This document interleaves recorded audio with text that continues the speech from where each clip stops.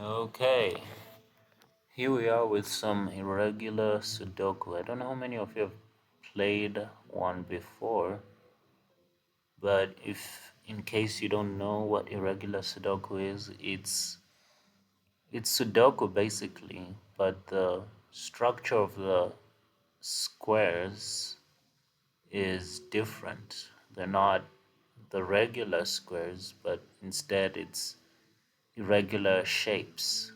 And that's what we're dealing with here. The key really is to make sure the same rules still apply. Each within each irregular perimeter is the set of 9 numbers you must input. So we have 1, 2, 3, 4, 5, 6, 7, 8, 9. So it's still within each irregular shape, it still needs to count to 9.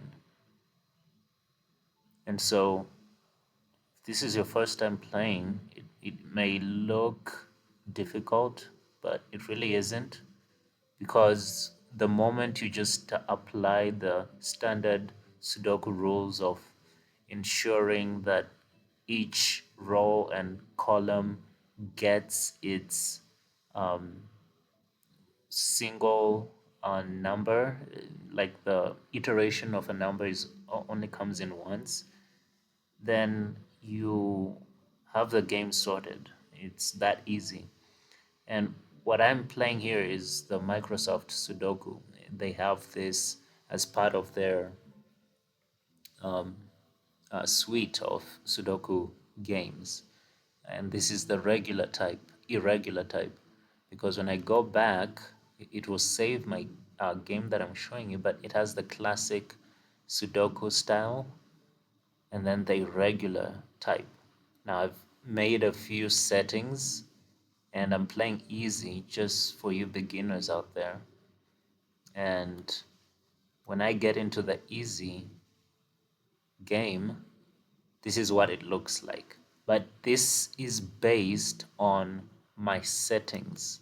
My settings are that um, are still the standard settings. There isn't much that I've changed. The highlighting of houses, the blocks, the timer, the mistakes. Although I really don't like playing with this on, I just do it for the sake of um, learning. That's what it really is all about. But when I want to play a game that's more challenging and it's really based on my intuition, I turn this off. Um, yeah, there's the blocking of duplicates. Like, it's basically like a tutor. It's holding you accountable so that when you by mistake input a number, it's no longer the blue color, it becomes red. And then there's the show remaining display the remaining quantity of each number or symbol. Now this applies to when you have taken your notes here down there. Okay, let's go there. When you switch the notes button on, it has this grayscaling so that when you input a number, well, let's do it right now. Um, and don't focus so much on the timer. This is just for your learning purposes, for the learning purposes. So 1, 2, of course, 3, 5, and 9 are missing. 3, 5, and 9. You could indicate 3, 5, and 9. 3, 5, and 9. 3, 5, and 9. So that's just for the sake of note keeping. Now, as you can see, of course, 5 can't be here, and 5 can't be here. So the right place for 5 to be is here. But I'm just putting it this way to show you that the notes are just that. You take notes, they don't cancel anything that you want to insert there. It's really up to you to decide. Okay, but as soon as you input a number, you take it off, switch it again, and you press the whole number 5, it automatically takes it off from the list so that you don't have repeating numbers. And so that's why, this setting about blocking duplicates really is about or showing the remaining. Okay, but for a more challenging game, you don't want that on. Anyway, we could get to solving this puzzle, and I can do it within maybe 10 minutes. And I'll kind of speed up the time here so that you don't have to wait for me um, a whole 10 minutes. But before I even get to doing that, um, I want to tell you this is not a difficult puzzle at all. You just need to remember the standard Sudoku rules, no repeating numbers on the rows and columns. And within, the only change is that now within the irregular shape needs to be a single is a single iteration of a number. So it's more fun for me because it's a bit different. I mean, I grew up on a staple of classic Sudoku style, and it really is Microsoft Sudoku that has this different version. So I never would have known about it if I had not played Microsoft Sudoku, because that's how Sudoku all over the world is known. So I really like this because it's a change in the gaming the gameplay. And so you might want to get yourself, I this is a free game actually. It's Microsoft. So as long as you have a Windows laptop, mine is a Dell, okay, you have access to this game. So you don't need to go online and search for a regular uh, game or puzzle. You have it easily in your Microsoft suite of games.